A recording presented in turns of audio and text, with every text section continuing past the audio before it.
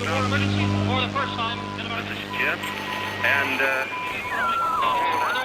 Receiving this message. We are Ken Jennings and John Roderick. We speak to you from our present, which we can only assume is your distant past, the turbulent time that was the early 21st century. Fearing the great cataclysm that will surely befall our civilization, we began this monumental reference of strange and obscure human knowledge. These recordings represent our attempt to compile and preserve wonders and esoterica that would otherwise be lost. So whether you're listening from an advanced civilization or have just reinvented the technology to decrypt our transmissions, this is our legacy to you. This is our time capsule. This is the Omnibus.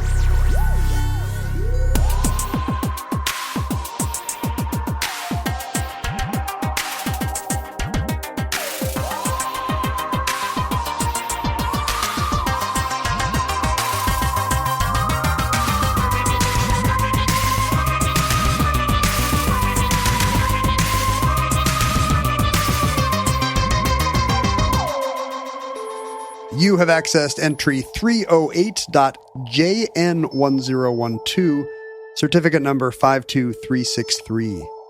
Custer the Wolf. You have two dogs. I do.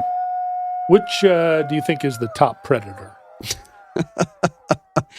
It's funny. Well, actually, Mindy just bought this reindeer at a consignment store that's exactly the same size and color as our golden retriever, but with antlers. And for one thing, the dog A stuffed reindeer. Stuffed reindeer. No, she bought a toy. She bought a real reindeer. Yeah, Christmas party decoration, I think she thinks. Mm-hmm. But the dogs are like, who is this intruder? And they just stalk and growl at it all day. And I keep thinking it's one of the dogs. I'll like out of the corner of my eye, I'll be like, why is the dog still standing there? Oh, right. It's you, Comet. The dogs have not figured out by using their nose and other senses that this is not a dog? It took a couple days. We have a very neurotic golden retriever who, to this day, if I walk in the room holding, let's say, a cookie sheet, will freak out and run behind a chair with her tail between her legs because what's that thing? Now, we've had this dog since she was a puppy. Right. She's never been beaten with a cookie sheet. No. She's had the best and easiest of lives. But if I come into a room and set down my laptop case, she'll be like, what? No. What is that?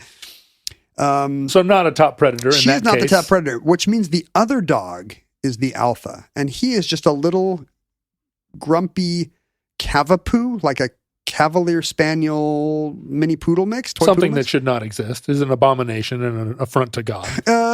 People want their lap dogs, John. Cavapoo. You have to understand, middle-aged women want their lap dogs. They want a dog that can sit in their lap, and that's Believe me, I know. I am a lap dog to a couple of middle-aged women.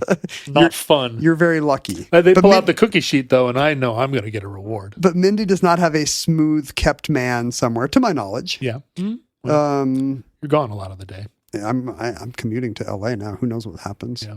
I mean, her karate instructor is so nice and is always around the house. Sure. But that's just because of the lessons. Yeah, he's nice. And do you have a lot of workmen around the house, like weirdly roof work and stuff? She's always talking about Jorge, but I assumed he was just working on our porch or something. Working on stuff, yeah. So this little toothless grump. Yeah, he's lost almost all his teeth because genetically, this is a dog that shouldn't exist. Yeah, again, we've covered this, and we also had him before. We got the golden, and now he's still mad about that. Like, really? What? You got another cuter dog? What? Because the kids wanted a fun dog. The cute dog's been around for a long time by now. Yeah, we've had the cute dog for four to 5 years. Yeah. But he still feels the sting, and because he predated her in the ecosystem, she'll kind of follow his lead, and they'll kind of tussle and play as much as he wants to, which is 90 seconds a day. Yeah, and he doesn't have a lot of teeth left, so they can't do tug of wars with rawhide. But it's still very much a situation where she defers to him just mostly because he's in a worse mood. I just described every marriage in America. Well, could go either way, but yeah. Yes. And so in your family ecosystem, including both your children, you and your wife, who is the top predator? Whew. Well, I mean, when you got teenagers, everything changes, because you're kind of... You have to nip at them all the time. Well, they're nipping at you all the time. You kind of have to... They're the ones where at any moment something explosive could happen. And you just have to kind of accept that, you know what? I'm going to try to keep an even keel and not take it personally when this becomes a big issue or dispute or grievance. Just tears streaming down because something went wrong. What was it? The other day, my kid got so mad at me. I think Mindy later told me that he had said something and I'd rolled my eyes. Oh, and that got memory. Yes, and it was something like that. Whatever the specific thing was so funny. Like whatever caused the eye roll. And sadly, I can't remember the delightful part of the story. I can only remember just me rolling my eyes like a sitcom dad, and then my kid getting so wounded that hours later, he's still complaining to Mindy about it. Yeah. I had it coming. Yeah, sure, you're bad. So no matter what happens, there's that. So you're always kind of tiptoeing around like you're at a dynamite depot, a thing I just made up. A dynamite depot. That was my favorite 70s syndicated funk show. It does seem like it's live from Philadelphia. It's Dynamite Depot. Woo, woo. Where does the Soul Train stop? At the Dynamite Depot. It's funny that teeth are actually very important to a predator. I can imagine why. And you can really gauge a top predator's lifespan by looking at its teeth. No. Like how much longer does this predator have to go before they no longer have the teeth? Because that's almost always the limiting factor. Yeah. The teeth are going to go, and then they're the weak member of the pack. Unless you break your leg or get gored by an elk, it's going to be when I'm living in hope. When you no longer have the teeth to be the top dog. And what happens then is the others turn on you and you don't get your share of the game, or you just can't capture your own food, or a predator will pick you off instead of the others. Well, in my case, you start being disrespected around the house. Nobody wants to hear you talk about World War I anymore. And if you're like, hey, wait a minute, I was talking, they're like, okay, whatever, Mr. Teeth. But your teeth are outwardly as good as they've ever been. Yeah, sure, they look that from a distance. But do you feel like they know about your veneers and they... I wish I had veneers. What a look that would be. That veneer look where your teeth are just slightly too much for your mouth. You're in Hollywood now. You must see them all the time. I have yellow teeth and I'm in the wrong business. And you don't even drink coffee. No, I was born with these. These are genetically yellow teeth. You're kidding. I don't know what that means. Ivory. They're ivory colored. That's a nice way to say it. Yeah. Those when you see those beavers or whatever they are, the rodents that have the big red teeth. Ugh. Because they have a ton of iron in their bodies. Maybe that's me. What element do I have too much of? I told you I brought a friend up from California and I was like, let's go see the beavers down by the boathouse at the University of Washington. And she was like, all right. And we went down, it was dusk. And I was like, oh, the beavers, they come out and, they're so cute. And we went down there and, sure enough, the beavers were out. And I was like, beavers, they're like, check them out. And then they popped up with what I always think of as like a cute little beaver face. But you need those teeth to be white. Their teeth were like so terrifying. And she was like, they're awful. They're grotesque. I was like, no, you have to look at them when they're underwater. They're very cute. It's the iron. So you have just too much sulfur in your diet. Maybe. Or too much. What's yellow? Yellowium. Yeah, yellowium. I have an overdose of yellowium. Too much Coldplay. Yeah, they can look at a aminal that's at the top of their game and say, oh, you know what? I think that this bobcat's got 8 years of good hunting left in it based on tooth wear and whatnot. And then after that, variety of other factors play. I'm a carnivore. Yeah. That makes me want to floss. Yeah. Not the dance. Although it does make me want to floss the dance as well. Can you do the floss? Not in a chair. This chair has arms. But do you have the coordination? Do you know the dance? I can do it at like half speeds. Yeah, good man. In the United States, and this is going to be a United States centric story. Again, sorry, Norway. As so many of ours are, but as Americans, we know that our international listeners are just as fascinated by the United States as we are. It's maybe more. It's local color. This is why you were watching Miami Vice 40 years ago, and now it's why you're listening to me. But it is, we're talking specifically about the wolf, and it may surprise you to know that in ancient times, in ye olden times. And I mean even before ye olden times. Roman babies would suckle from them. Long before even that, even before the founding of Rome. There better be suckling. Wolves appeared everywhere in the wolf north of the 20th parallel. Everywhere in the world? Everywhere in the world. You said everywhere in the wolf, but that's good too. I did not. Inside you, there are two wolves, one in the northern hemisphere and one in the southern hemisphere. So everything north of Mexico City, which is basically the same latitude as southern India, had wolves. Wolves were everywhere. Wow. Yeah. Wolves. What's the range? I'm sure I'm cutting ahead, but they have a very limited range in Eurasia? Or are you going to tell me there's no wolves in the old world today? There's no, there are wolves. I mean, Siberia's got wolves. There are even wolves in Europe. In certain places. Probably on Norwegian envelopes, there's probably postage stamps of wolves. long-legged wolves. Long legs. Super long wolves. But humans have always felt a competition with wolves. And partly it is that... Not me. No, you feel like, hey... I feel like I'm outclassed at many things, but better at others. Right.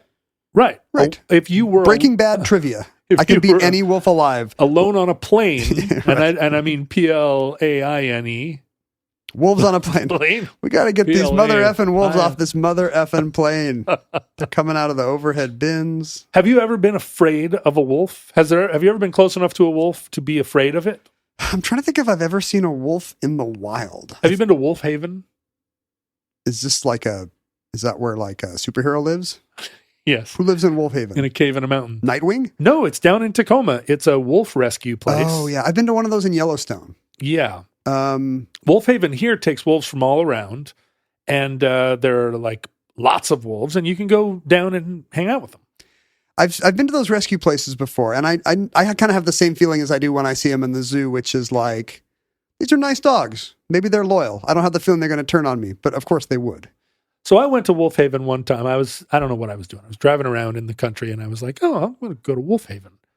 I was by myself, and I was just looking for something, and that's what I found, Wolf Haven. And I went, and they closed at 5. You were looking for a wolf, and you found a wolf. And it was 4:45 or something, and I walked up to the ticket booth, and I was like, I know you're almost closed, but is there a way I could go in and just see some wolves for a little bit? Because it's out in the sticks, you know, it's out, I don't know, somewhere outside of Tacoma. And she was like, well, there's a tour that left 15 minutes ago. I'll let you go in. You have to catch up to them, but whatever you do, don't run. And I was like, okay. At many stores, like if I'm at House of Fabrics and they tell me that, I might not abide by it. But at Wolf Haven, that seems like good advice. Well, I was like, okay, don't run. Fine. She was like, okay, you know, you can go in and you know, we're only open for another hour, but you can, because there's a big fence, like a wood fence that you can't see through that surrounds Wolf You don't want Haven. people to get the Haven for free. There you go.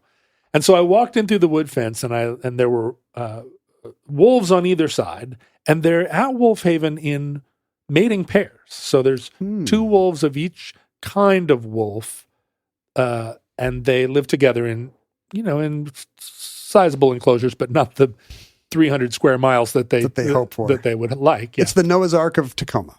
And I looked across, and there was the tour, which was 10 people following a guide around, and the guide was blah, blah, blah, blah, blah, talking about the different wolves. And I, even though I had been told not to run just moments before, I forgot.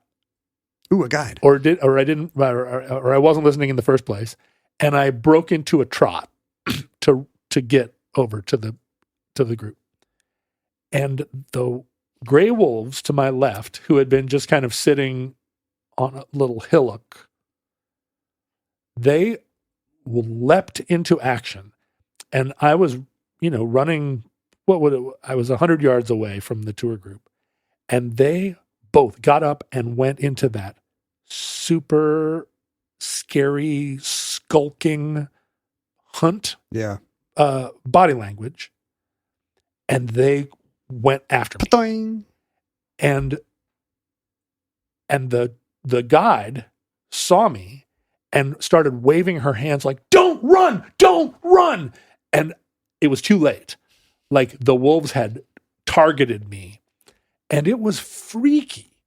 freaky to see them, even though separated by a fence, to be the object of that kind of affection. Because you go to these things, you go to the zoo, you see the wolves, you're like, look at the nice doggy, like big doggy. Yeah, they're having a good time in there. But they had a very decisive look.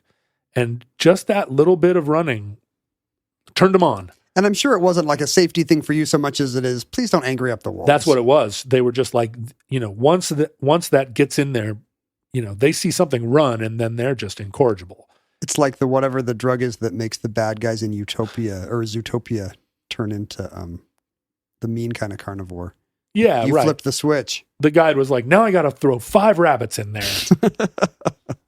And I don't know what they do I don't know how it all works at Wolf Haven. I recommend going because those are all wolves that would otherwise have been destroyed. They're wolves that, were injured or orphaned or in other ways, it's a haven for wolves. It's not like a zoo. Oh, I get the name now. Yeah. How many Tacoma metal bands do you think are called Wolf Haven? Oh, so many. All of them. If there isn't a Wolf Haven, why have we not seen Wolf Haven yet? Every year they have a battle of the bands called Wolf Haven. The battle of the bands to determine who gets to be called Wolf Haven. They're all called Wolf Haven, but yeah, the rest have to change their name. So in most of the world, most of the northern world, eliminating wolves was a longstanding practice, an ideal way. There was from ranchers and farmers, and from everybody, and a lot of it. Nobody liked them. Nobody wanted wolves around because you can hear them at night and they're scary sounding. And, that's not the main thing. But it does factor into it. You could buy earplugs, for that. It's like the earplugs won't help you when they're eating you. You don't want bears around either, but you can't hear them all night. True. They're not top of mind. You. They're not top of mind. It's not just that they're interrupting your sleep. They're reminding you, I'm the predator. Yeah. Whereas bears, they're also the predator, but they're a little more chill about it. Well, mountain lions, they don't even want you to see them, but wolves, you can hear them right outside. And coyotes, you don't like that sound either, really. No. But I could take a coyote. You think you could take a coyote? And not just at TV trivia. What about 12 coyotes? I'm out of luck. Well, again, what are we playing? TV trivia? I still got them. I don't think 12 coyotes would be interested in trying to take you down. I think they would have to be really hungry. They'd move on. All the bands that lose at the Wolf Haven Battle of the Bands have to change their name to 12 Coyotes. But because Europeans arrived in America, in the United States, in North America, latest of all. Oh, really? We got ours from Siberia. No, not the wolves. I'm saying the European people. The people who were anti-wolf. We don't, it's harder to remember a time when there were thousands of wolves in Germany or India, right? But easier to remember a time when wolves were very present in America, particularly when Europeans were going across the frontier and settling all these new territories where there were wolves and bison and all the other things that wolves eat. I assume the indigenous people here didn't love and live in harmony with the wolves either. They were just vast tracts of America that could be for wolves. They danced with wolves. They danced with them all the time. No, it was only cavalry soldiers that got transplanted that learned to dance with the wolves. It's true. It's not a plot point in the movie that the wolves dig the Sioux, the Lakota Sioux. They just want to sniff around Costner, but who doesn't? The issue for Europeans is that they have domesticated animals, and Native fences. Americans didn't, and so wolves took a certain amount of elk and less deer. Plenty of room left. For less them. so bison, but they weren't interrupting anybody's food chain. They were part of the, our people used all of the wolf. Whereas if you come in and are trying to ranch sheep and goats and cows and horses and pigs and whatnot, the wolf suddenly becomes a competitor, somebody that's... Plus, you've given them a big food source, and that just means more wolves, because they've got all those fat cows to eat. Well, the funny thing is that wolves actually prefer their natural prey. They will... Interesting. Given the choice, wolves will chase down an elk. Is that just evolutionary? Like, this looks more like the thing that we've been eating for millions of years, so... Or do they like the chase, maybe? A cow's not going to run that fast. Yeah, it might just be, they like the smell of the elk. I mean, it's not that wolves won't eat a sheep or cow, but the claims of their predation on livestock are grossly exaggerated and have always been grossly exaggerated. Who was actually doing it then? Aliens, right? That's right. Aliens were mutilating the cows. No, And it ranchers was blamed wolves. It was the guy next door who was like, "I'm going to go get the sheep from over the fence." Yes. No, actually, there was. If you were on the frontier and you had a cow and 5 sheep, and a wolf came, And you have to get them all across a river. a wolf came in the night, they could wipe you out. That will really put a crimp in your... Yeah. And so there was a sense, the sort of that first and second wave Interesting. of settlers that really were encountering wolves as a real threat to their tiny little farmstead. So a big rancher might care less. They can put up barbed wire and they can eat the occasional loss. It's the little early settlers that were like, these have to be no wolf zones. They developed the kind of the American myth of the wolf as enemy of man. And The farmer and the cowman should be friends, and they all hate the wolf. And this was during a period where we were, and by we I mean European Americans on the frontier, and Tall guys with beards look more or less like you. Yeah, You could say we. You and I can both claim some of the responsibility. Put on some suspenders. We were also killing all of the bison and elk and deer ourselves. That right? was probably the real problem for the wolves. we were eliminating their food sources, and so we were forcing that encounter. Right, we were taking we were expanding into their territory, and so that the encounters and conflict between ranchers and wolves were sort of automatic. There's nothing the wolves could do. Anyway, so in the 19th century, it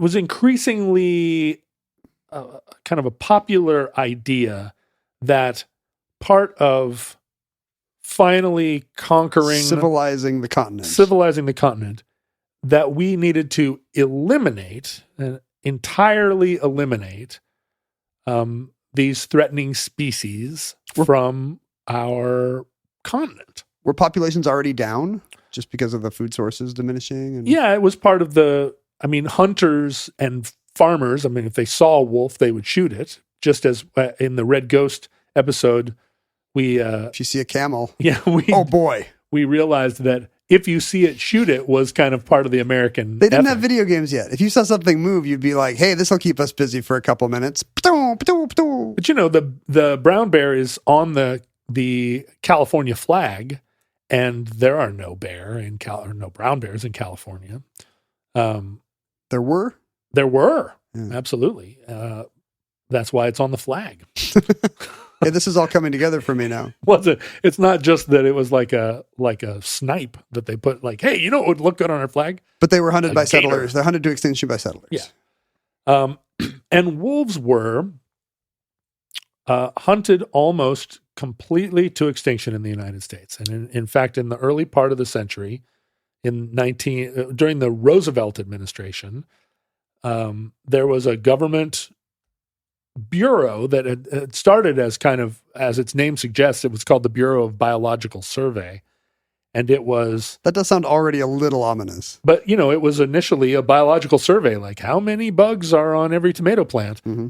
But ranchers realized hey, this is an organization that we can turn to our wolf killing purposes.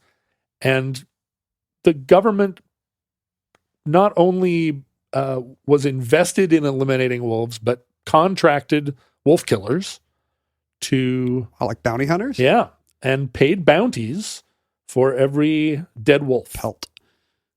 From 1905 to 1920.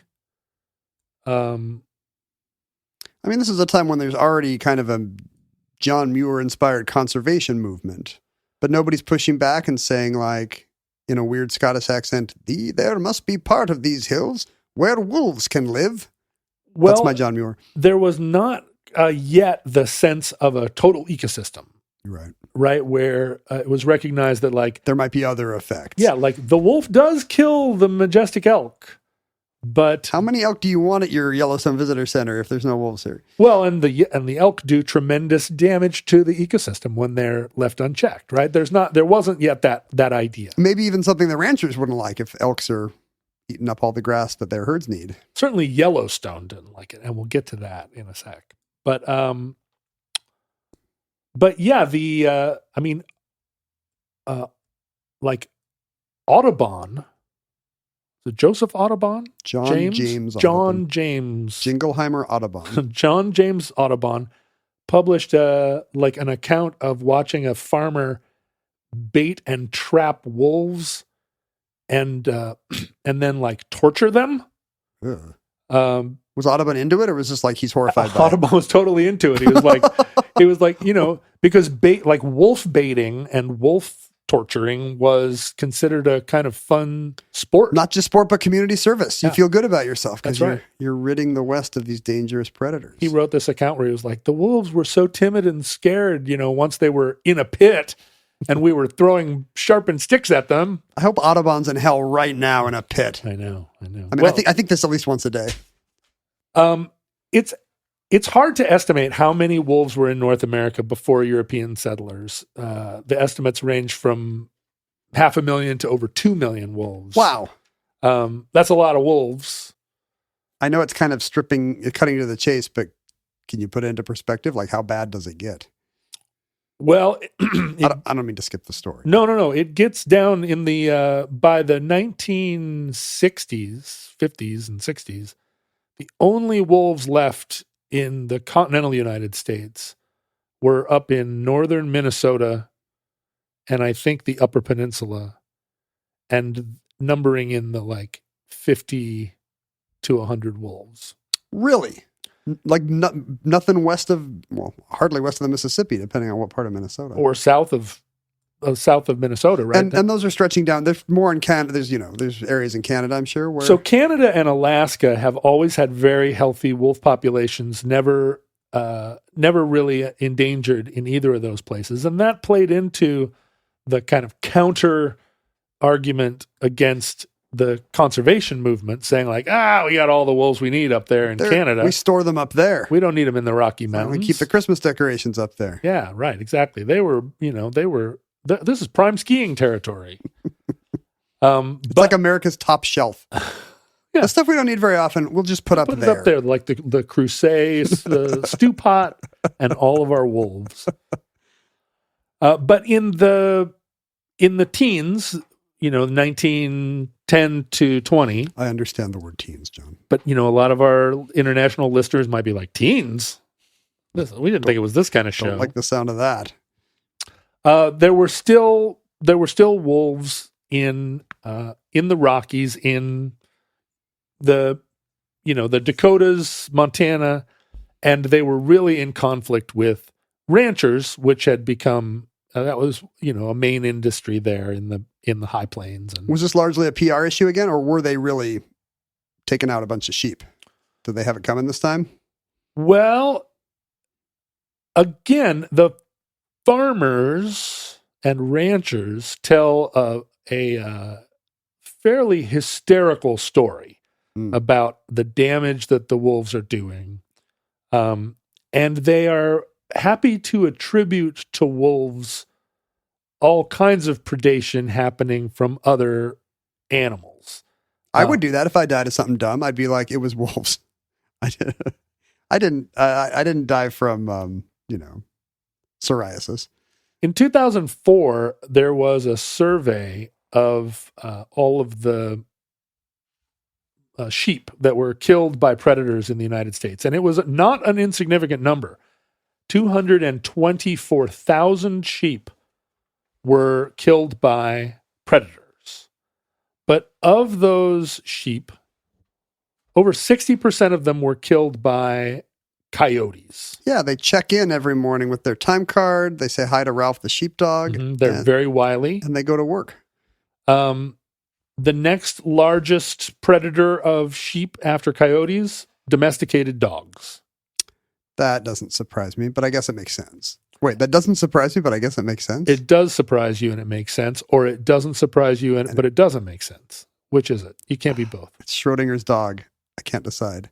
Are these just like dogs? Like every farm has a dog, and occasionally the dog will go kill a sheep. Or the dogs, two dogs meet coming through the rye. And they're like, "What do you want to do? Let's go kill a sheep." Or some clerk says to the sheep, "Hey, don't run," but the sheep forgets, and the sheep just starts running. And the dog's like, "Whoa!" After that, cougars kill 6% of the sheep. Middle-aged women. Rawr. Cougars kill 60% of America's bottles of wine every year. And then bobcats, which are not cougars, separate kind of kitty cat. Smaller, right? Mm-hmm. More bobbed. After that, it may surprise you to learn that bears, maybe you would think bears killed more sheep, but it's only No, I don't imagine bears going to town on sheep. And then eagles. Is that when bears can't get honey? Because normally they're just sitting happily licking honey out of a honeycomb. They're having a good time. They're in their fat little tree. A sheep walks by, they don't care. Nope. They've got all the honey they need. Eagles ahead of wolves still. Eagles, then foxes. Foxes are not big. We're talking about little baby sheep. I mean, fox in the hen house, but yeah, I guess if there's a new lamb. And then wolves, ravens, and vultures are lumped together. near tie with ravens. And I read this incredible account of how ravens kill sheep. Do they gang up? They fly down and peck out their eyes. It's awful. They land on them and peck out their eyes. Eagles do this too. Well, think about vultures. Do they kill a sheep? Do they attack a sheep and they're like, "Oh, my bad. I thought it was dead." Like, this is so gross. It's like when you bite into something and it's too rare. You're like, "Oh, no. Oh, this isn't rotten enough. This didn't die yet." It's a thing probably where, a raven pecked out its eyes and the vulture was like, I'm in. And the sheep's like, "I'm not dead yet." So it's not just that they're tied. It's so low that the government grouped them together and is like, we can't even get granular enough here. Suffice to say that wolves are not the major threat to the sheep population. Well, I lost track, but they're not in the top 5. No, they're not. They're not. They're well behind dogs, and nobody in Montana is suggesting that we put a bounty kill all on the dogs. dogs. It's really hard to win statewide office with "I'll kill all the dogs" as your campaign slogan. And believe me, I've tried. Well, so I know it's one of the reasons I got kicked off Twitter. I was like, is that why you lost your city council race? I was like, spay and neuter your dogs. First thing I'll do, Seattle, your fur babies are not babies. In 1907, in South Dakota, and we're talking about the Black Hills, Black Mining Hills of Dakota, there was a young boy named Rocky Raccoon, but there was also a wolf who, according to legend, his mate and pups were killed by a wolf hunting anti-wolf rancher type. Oh, he's got an origin story. He's Batman. Yeah. Now it's very hard to say. Very hard to say that this wolf is Batman, because how do we know who Batman is really? But yeah, it is suspected that this wolf, as a result of this trauma, never rejoined the pack and became the. Is there a name for somebody who leaves the pack and just kind of does his own thing? What would you call such an organism? A lone wolf. A solitary canine. That's right. A wolf who walks by his wild lone and all things look alike to him. Yes, he was the titular lone wolf. He never rejoined a pack, never took another mate. So this is a thing that happens? Like or is this kind of local myth? Do you have a sense here? No, it's very true of this particular wolf. He operated solo. Every time a young wolf was like, "Let me learn," he was like, "No, I work alone. I work by my own rules, and there aren't any." And he did have an enormous range that he covered in South Dakota and Wyoming and that kind of Black Hills corner of the world. Like he ranged over 300 miles, and he became a notorious predator of beasts. Because he's mad. He's mad. He's declared war on He's like, ranchers are a superstitious, cowardly lot. Yes, and he kills, or rather, the deaths of hundreds and hundreds of livestocks, sheep and cattle, are attributed to this wolf, who took the name Custer. The wolf did not take the name Custer. The wolf was christened Custer the wolf. He was called that because he was targeting ranchers in the town of Custer, South Dakota. Yeah, because that's not a good name for someone who's successfully killing his enemies. And Custer, South Dakota is just south of the Crazy Horse Memorial. So if you get a sense, have you been to the Crazy Horse? I haven't. It's statue. big. It's very big, and it's a pretty rugged country there. And is it near Little Bighorn? Is it like Custer Country? It's a weird place to name something after Custer. It's a little ways. He had a bad day. It's in a different state, but it's it's in that range. The town of Custer was probably named after him before he got killed. Yeah, he was coming through. Custer will help. This guy knows what to do. Here he is. It was named after him when he was still a lieutenant. But Custer the wolf was killing a lot more critters, a lot more livestock than he could possibly need or eat. And it turns out he's a spree killer now. Well, he is. And it turns out that surplus killing is actually very common in the animal world. Huh. Why? Well, it's not really. There's a Dutch biologist named Hans Kruk who kind of coined the term, and he has studied it, and it happens up and down the not just the up and down the food chain, not just like the rabbits food chain. killing way more carrots than they can eat. It's not that, but predators across all species will exhibit this surplus killing. You see it in orca, who will just decide they're going on a spree and they're just going to kill every little seal that they can get their hands on or their fins on. Is it isolated organisms? Is it like most of them won't do this, but a few will?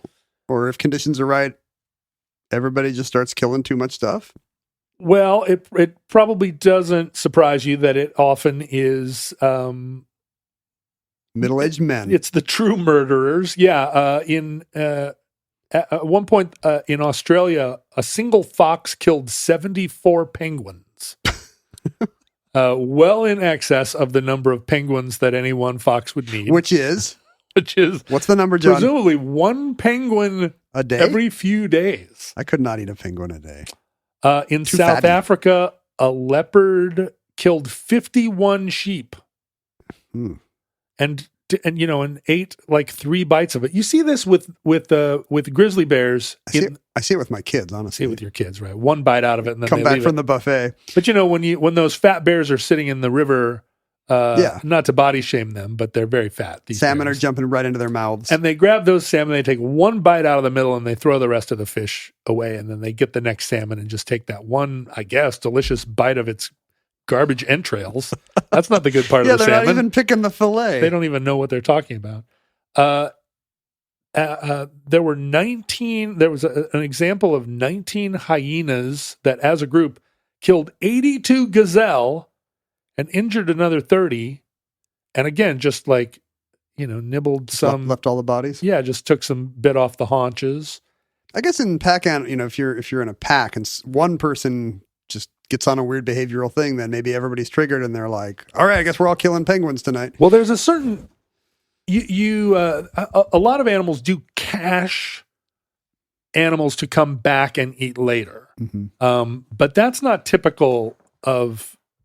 You can bury a certain number of penguins, but they're not squirrels. It's not like they bury penguins all over and forget where they are. You'd be surprised how many Trader Joe's dark chocolate peanut butter cups I have in my desk right now, but those are shelf stable. Yeah, sure. Like I don't have 70 penguins in my desk. Wait, do you mean they're spread all around? Like you dumped them out of their container? And I actually did have a friend whose mom did that when I was a kid, and of course now I realize that's disordered eating, and she probably needed some help. But at the time we were like, "This is so fun! It's Easter every day in your house." Right. Just look around. Well, Most moms that do that are hiding white wine in the humidifier and in the laundry chute. It's different with the Mormon moms of my childhood. Right. Chocolate. You know, I used to do that with cigarettes. I would get a pack. When I had money, I would get a pack of cigarettes and walk around and put cigarettes above the door. You're a little squirrel. Yeah, in every Smokey the squirrel. Because then when you have no cigarettes and you're sitting there like, oh man, no cigarettes. You go, I put cigarettes above the doors because you forget about them. If you're all in the same place, you would smoke through those quicker. Right. Well, yeah. If you have a pack of cigarettes, you're going to smoke it. But if you buy 2 packs of cigarettes and put 1 pack, hide the cigarettes. Plus, all think around. of the exercise and the little treat you're giving your future reach. self. It's like a big stretch. That's the thing. I was doing a favor for future John. So it is not uncommon for predators to overpredate. In 2016, a pack of 9 wolves killed 19 elk. And if you can picture an elk, it's a lot of, 1 elk can go a long way. They could feed 9 wolves. Feeding 9 wolves. 19 elk is a little much. Custer wolf killed what in today's dollars would be like $300,000 worth of sheeps and cows and horses, and became the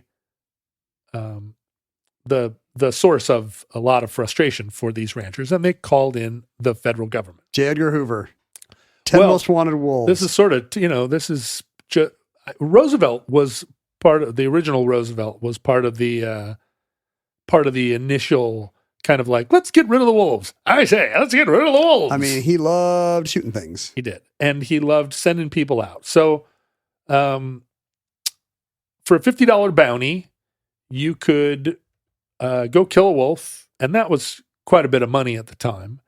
There was a federal program that sent 300 hunters to the region to eradicate the wolves. I bet they were a grisly lot. They were pretty rough and tumble, yeah. And as part of this program, they killed over 100,000 coyotes, 15,000 bobcats and lynx, and 3,000 wolves. These guys are not very good shots. If they were just sent to kill wolves, and they end up killing a bunch of bobcats and lingies. Well, they're hunting them all. I think farmers then knew that coyotes were also killing a certain percentage of their sheep. And they also used strychnine to poison these critters. So, I don't know why that seems less sporting to me than, it's not like Custer can invent a rifle and put lead into us. It's the same, but still. Well, as we'll see in a minute, it gets less sporting than that. At least then these hunters had to actually have boots on and go hike out and search for a wolf. Not an easy task. But Custer wolf resisted all attempts to capture him. He killed, during this period, 500 different moo cows and various other hooved creatures, and no one could get close to him. And he developed a mythos around him where he got bigger and bigger in people's imaginations. It's like the red ghost, the camel. Exactly like that. Pretty soon he stood 5 foot tall at the shoulder and weighed, 800 pounds and was a cross between a wolf and a mountain lion. Back at a time when I guess farmers in South Dakota didn't know that you couldn't do. There wasn't good sex ed in South Dakota schools as recently as the 90s. They might have been reading the Greeks and got the idea that Pliny said that wolves and lions sometimes. Woo-woo. If a god can become a tree and then a white cow, or turn his girlfriend into a white cow, all bets are off. So in 1920, the federal government had enough, and they brought in their top wolf killer. Oh, this is the part of the movie where the Raising Arizona guy appears. H.P. Williams, who had reputedly killed over 1,000 wolves in his day. Good. I guess it's good if you do what you love, but come on. The ultimate wolf killer. And he went out in the spring of that year, 1920, and started trying to find Custer wolf. And Custer wolf would every once in a while appear majestically on the top of a mountain ridge, lift his head high, and then, H.P. Williams would run out there and there'd be no wolf to be found. Custer wolf kept killing. Can I just say that as names go, H.P. Williams sounds more like a lawyer on the side of a bus than it does like a cool bounty hunter. Well, that's the thing. He's probably one of these 1920s fedora-wearing science hunters where he's like, I'm going to use psychology. He's not a frontiersman.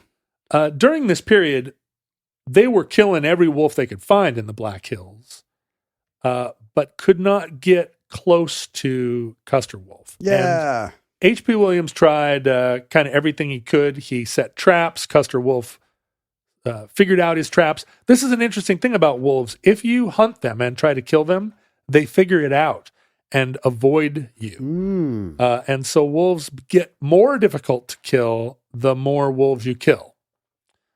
But H.P. Williams discovered an interesting thing, which was that Custer wolf, although he never rejoined a pack, he had 2 coyotes that followed him at a respectful distance. And just ate the remains? Ate the remains of his kill, but also worked in a symbiotic relationship with him where they protected his flanks and would signal him.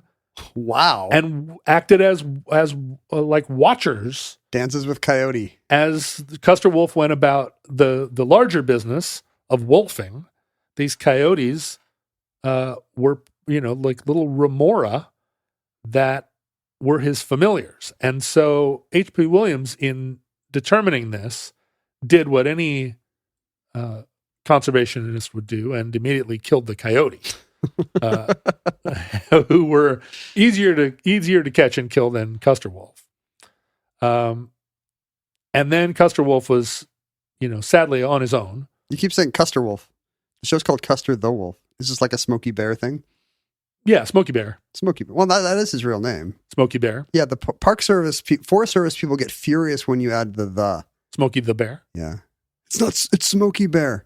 Oh. Hey, go back to the woods. I didn't know that. No, I get letters on Jeopardy. We accept Smokey the Bear because, sure, he's a bear and his name is Smokey. It's not, what's wrong about it? But you get and then letters. Angry 81-year-old ex-park rangers who were like, I spent 2 years living alone in a watchtower. Best 2 years of my life. Custer wolf. So eventually H.P. Williams set enough traps that one of them wounded Custer.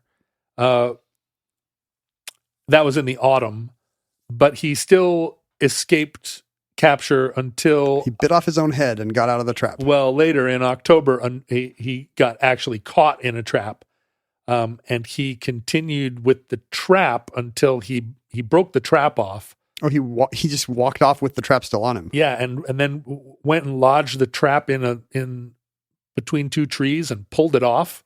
But this wolf rules. But it injured him badly enough that he still managed to walk 3 miles, but now was easy to track by his blood trail. And H.P. Williams finally killed him, only to discover that he was just a normal wolf. He only weighed 98 pounds. He was 6 feet long. Just a regular old wolf, not even what you would call like a big normal wolf. Does this mean maybe also some of the deeds attributed to him were just as exaggerated as his mythical characteristics? Well, and now the rest of the story. So wolves shortly thereafter were, as I said, pretty much eliminated from the United States and remained almost completely eradicated species until the 1960s when the environmental movement started going. A book in 1966 called The Custer Wolf, not Custer the Wolf, but The Custer Wolf, was written by Roger Karras, and it told the story of Custer through a wolf's eyes. Ooh. Very 1960s hot take on... this is like Rosencrantz and Guildenstern are Dead, but for wolves. For wolves. But as the environmental movement started to expand across all genres, and the recognition that ecosystems functioned as an ecosystem, an integrated integrated whole where each component was inextricable from the functioning. Every wolf's death diminishes me. That's right. I celebrate their entire catalog. In 1973, the Endangered Species Act was passed by that notorious environmentalist, Richard Nixon. Shout out to Nixon. That created the Fish and Wildlife Services and the Marine Fisheries, the two sort of government organizations that enforce the Endangered Species Act. Mm-hmm. And wolves were included as an endangered species, and hunting of wolves was, now like hunting of all endangered species was made illegal. And gradually wolves started to return to the northern states, the north Midwestern states. Creeping down across the border? Just coming down into Michigan and Minnesota, Wisconsin. And then in the 80s and 90s, it became a kind of popular idea that wolves needed to be reintroduced into portions of the Mountain West. Ooh, I remember this. Lots of talk radio controversy. It was a big controversy. It was the beginning of, wolves had always been political within. Yeah, they volunteer there. Yeah, wolves have traditionally voted a straight Democratic ticket. Really get out the vote on election day. No, the issue in all these small towns there were very few people in 1920 that would come out and speak for the wolf. I'm a pro-wolf candidate. Yeah, where were the Lorax for wolves? But it always lent itself to a kind of rancher hysteria. But now, the idea of reintroducing top predators to these regions was a major. It was a cause célèbre and a very politicized mid-90s issue. Wolves were reintroduced into Yellowstone National Park in 1995 by Bill Clinton personally. By Bill Clinton, he brought them in, and we're gonna put these wolves over here, Hill. They brought in 40 wolves, something like that. And boy, you would have thought that he had opened the borders and that he'd filled Yellowstone with Cuban exiles. Well, the kind of people most likely to get riled up about this, Montana ranchers. Wealthy Montana ranchers, probably. This is already post Ruby Ridge, right? No, 95? Wasn't Ruby Ridge right about? Yeah, right. So Ruby Ridge was 92. And Waco's 93. So like the Clinton administration is like in the crosshairs of these fellas. And this became an issue of government overreach that inflamed the kind of Eamon Bundy crowd that already was grazing their livestock on government land and not paying for free the fees, and loving it, and hating the BLM and so forth. And this was just an example of coastal liberals playing around with ecosystems they didn't understand. And this is our livelihood. Here they were bringing wolves in. Well, the Yellowstone wolves are an incredible success story. There are about 500 wolves there now. They've all started little corner groceries and nail salons. That's right. That's right. They're the classic immigrant success story, except they've been there all along. And this is an example of a hostility to science, because the science shows that wolves restored a tremendous balance to the Yellowstone ecosystem. By keeping the elk down? Well, they kept the elk down. The elk had been eating all of the willow trees. The elk had been trampling all of the I hate the elk. Grass. The elk are destroying the West. The beavers couldn't. Is that racist? Sorry. The elk are destroying the West. No, the elk belong in the West too. There were just too many damn elk. And so what ended up happening was, as the population of the elk was managed by the wolves, who took, a small percentage of them, the reintroduced species then restored the plant life around the streams and actually changed the way the streams flow through the park, thereby increasing the floral diversity, increasing the faunal diversity, so that probably erosion's prevented.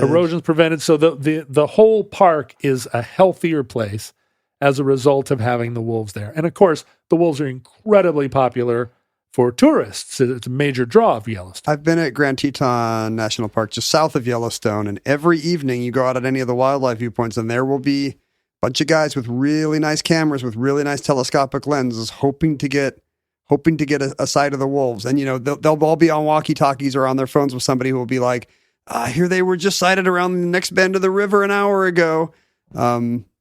Just observing and admiring the wolves is a huge deal for a bunch of guys my age at that park. Yeah, and if you see wild wolves together as a pack, even just hanging out, let alone hunting, it's thrilling. It's thrilling. Don't run. Don't run. Don't run. Don't walk. Stand silently by your telephoto lens. That's right. And admire nature's grandeur.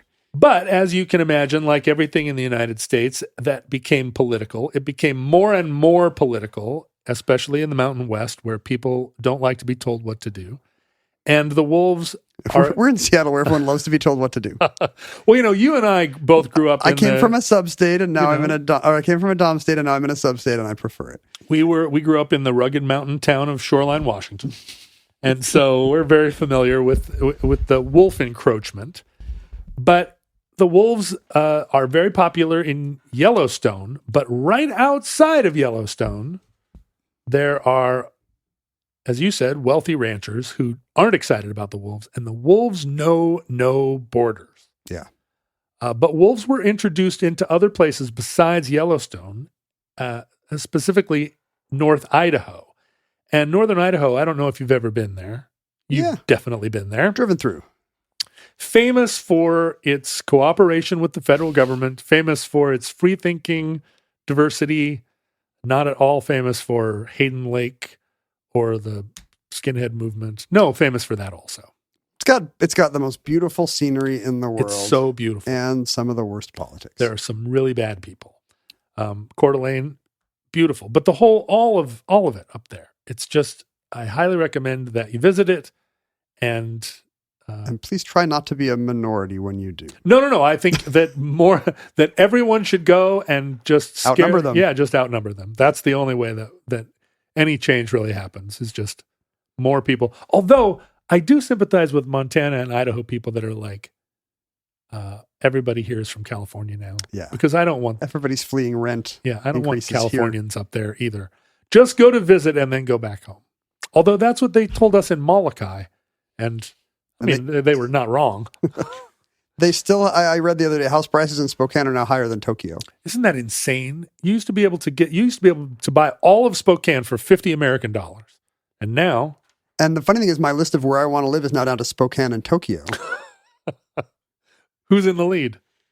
I don't know. We're a Spokio family right now. We can't decide. The ranchers and North Idahoan conservatives, political conservatives, took great umbrage at wolves being reintroduced into their state. It felt like the worst kind of government meddling. And the science doesn't really back up their claims. In 2020, wolves were credited with killing 102 cattle and sheep out of a population of almost 3 million cattle and sheep in Idaho. So not really putting the whole industry of odds ranching at risk. I'm a cattle. Yeah. If you are one of 3 million cows and 100 are going to be killed in a space of a year, I mean, even as a human being, more than that number of people just die in bicycling accidents. Is it the kind of thing where the government will compensate you if one of their wolves eat your beloved bossy? So everybody mocks up their dead cows to look like a wolf attacked. One of the great things about this is that, of course, all of the people in these ranching states are getting compensated they're getting bounties to kill wolves, but they're also being compensated if their creatures are killed by wolves. But you can't lose. They're also compensated for anti-wolf fencing. They get money coming and going.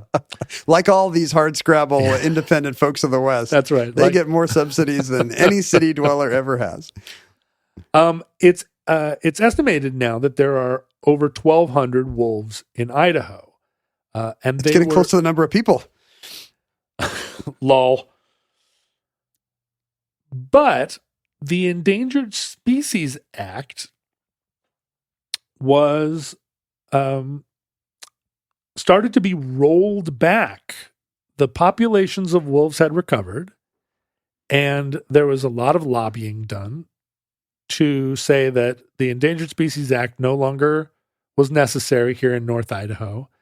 And in 2020, just a couple of years ago, whoever was president in 2020, in October of 2020, so only president for another month, Mr. President at the time removed gray wolves from the endangered species. Do the numbers merit it? I would assume a few thousand is not enough to get most species off the Endangered Species Act. Well, now there are probably 2,600 wolves in Minnesota. There are 1,600 wolves in Wisconsin and Upper Peninsula, 1,700 in Yellowstone. And then the laws in Washington, Oregon, California, Arizona, and New Mexico, there are state protections. There are wolves in all those places, and and also Mexican gray wolves were reintroduced into that area of northern Mexico, and they are coming over into Arizona. But because the federal law no longer protects wolves, states like northern Idaho, or states like, Idaho is a whole state. Northern Idaho wants to be its own state. It's a state of mind. And Montana and Wyoming have passed their own let's kill some wolves. Let's kill the wolves laws. Now, killing wolves remains as hard to do now as it was in the Custer wolf days. In 2020, 50,000 hunters and trappers managed to kill 380 wolves. These are just weekend guys thinking it's good sport, right?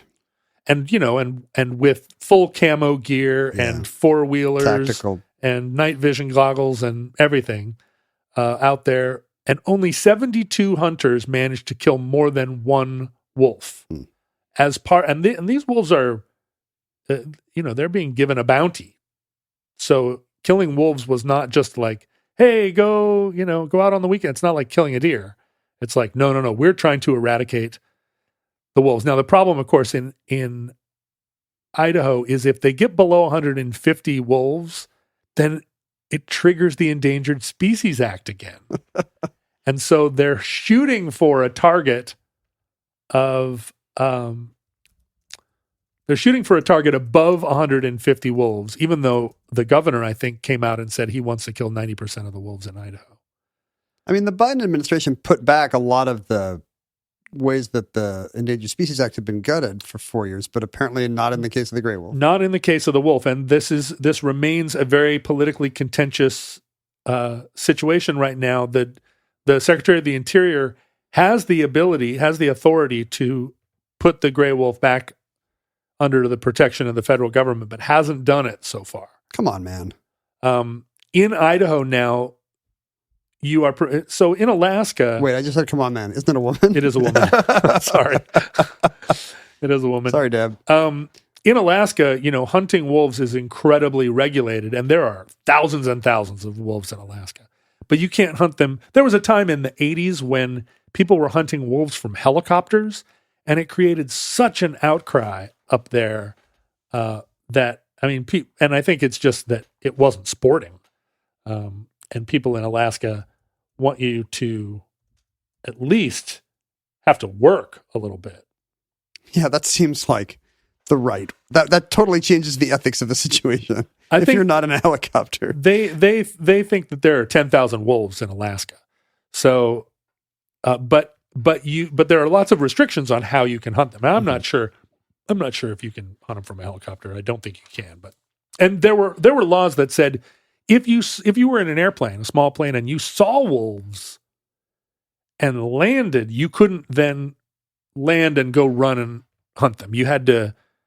There had to be a certain amount of time that passed. Oh, wow. Before you could go, you couldn't just... It's like an offsides or an icing call. Yeah. It seems like it'd be very hard to adjudicate. But in Idaho right now, you can use night vision glasses, you can use bait, you can use dogs, you can hunt them from vehicles. It's the Wild West. Any time a wolf is on private property, it's fair game. They're really, really committed to the idea of... Well, it sounds like eradication. Or at least getting to 151. Right, that's the plan. And in Idaho right now, if you drive around any of that territory, you will see big signs in people's yards with terrible pictures of evil-looking wolves. Oh, the wolf! The wolf is coming.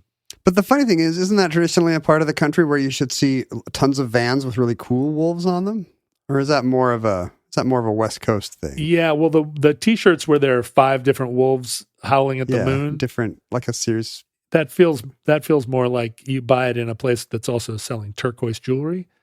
Pretty soon, there's going to be more wolves on vans in the Southwest than there are wolves in the actual wild. And that concludes Custer the Wolf, entry 308.JN1012, certificate number 52363 in the Omnibus. The Omnibus existed during the waning days of social media. We were at Ken Jennings and at John Roderick and at Omnibus Project on Facebook, Instagram, and Twitter as long as they lasted. Then we all switched back to... Actually, I'm not going to be on social media. I think I'm just going to do... Really? I'm just going to do New York Times Spelling Bee all day. Really? Yeah. And Semantle. Yeah. Semantle you can play all day. Redactyl you can play for a while. I don't need social media. Do you still play Wordle? Do you still do the Wordle? I feel like I've moved off of Wordle. I've evolved beyond Wordle. Wow. I'm kind of... I don't big really... cheese. Like, I'm not really a corporeal life anymore. Like, my consciousness is kind of out there in the stars doing Redactyl and Semantle. Yeah. You no longer need a physical form. It's true. If you look at a map of Alaska and that says, the range of wolves in Alaska. Yeah, how big? It is the entire state of Alaska, with the exception of, a few Aleutian Islands. And the Walmart parking lot in Wasilla. It looks like Kodiak Island doesn't have wolves. Is that true? But let's reintroduce some wolves to Kodiak. But it's I mean, that's the kind of thing you just do as a weekend getaway. How do you get some wolves in a Zodiac and get out there? Get some wolves in a Zodiac. There are 2 wolves in your Zodiac. In addition on its way to Kodiak. Oh yeah, look at that. In addition to social media, you could email us at theomnibusproject@gmail.com. That helps power the addenda shows that we've been releasing for years to our loyal Patreon supporters. Good stuff, good content. If you're an Omnibus completist and you're slightly disconsolate about the fact that it's becoming a weekly show next year, there's a treasure trove of dozens of past addenda shows you haven't listened to just waiting for your support at patreon.com/Omnibus Project. You can email us at P.O. Box 55744, Shoreline, Washington 98155. You can find fellow future links to complain about the show with on Facebook and Reddit, and there's probably a Discord somewhere. Go on your office Slack. Complain about the boss if it's Elon. If not, just talk about Omnibus. Why not? It's a fun way to put off getting stuff done, like many podcasts. And remember, let me know what your spelling bee scores are, because I'm queen bee 2-3 times a week. Whoa, what is queen bee? That means you got every single word. Does it It's like a hidden super secret level that's not announced in the app. Does it tell you how many other queen bees there were in the country, or are you just like, I'm a queen bee, but it turns out there are 80,000 of them? If there gets to be under 150, I have to stop murdering them. Yeah. So I just don't want to know. I play a game that every once in a while is like, you scored number 24 out of however many, and the other, the people in the top 24 all have names like Sergei Abramonov, and then 3 people with Chinese names, and then somebody in South America. And I'm like, am I really in the global top 30? But then I realized, like, what a way to find out you're really getting into League of Legends. This is a loser game in 2022. Good job. There are losers everywhere. Futurelings, from our vantage point in your distant past, we have no idea how long our civilization survived. We hope and fear that the catastrophe we pray? That the catastrophe we fear may never come. But if the worst comes soon, this recording, like all our recordings, may have been our final. Well, you're off book in year 5. Look at this. But if Providence allows, we wish you many goods and cheese, and hope to be back with you soon for another entry in the Alps.